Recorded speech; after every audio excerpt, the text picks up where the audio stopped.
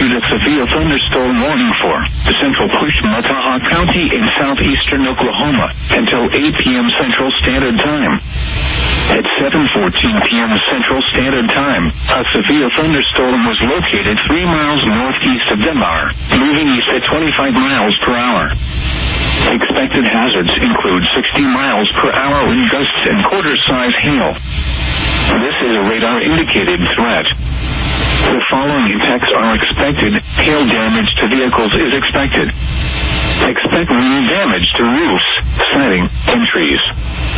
Locations in and near the path include Clayton Lake State Park, Stanley, Snow, Neshoba, Denver, Eubanks.